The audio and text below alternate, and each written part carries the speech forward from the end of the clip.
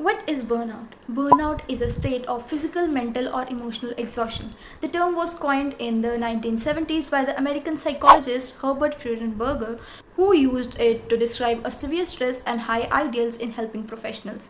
Since then, the concept has expanded to include any profession. Let's talk about occupational burnout. Occupational burnout isn't just being about tired. In fact, it's characterized in three dimensions. Number one is feeling of energy depletion or exhaustion. Number two, increased mental distance from one's job or feeling of negativism related to one's job. Number three is reduced professional efficacy. While employees are quick to blame themselves and may even try to hide the fact that they are struggling, the researchers who studied burnout call it as a cymatic issue caused by a mismatch between the people and their work. And they have identified 6 dimensions in which those mismatches tend to happen. Workload, which means too much work, not enough resources.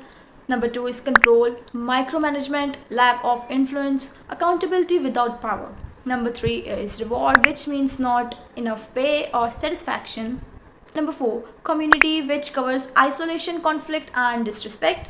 Number five, fairness, including discrimination and favoritism. And the values, things like ethical conflict and meaningless tasks.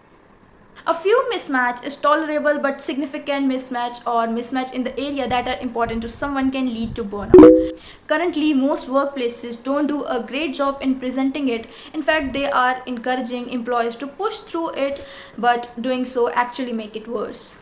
Here are some helpful things to remember when talking about it.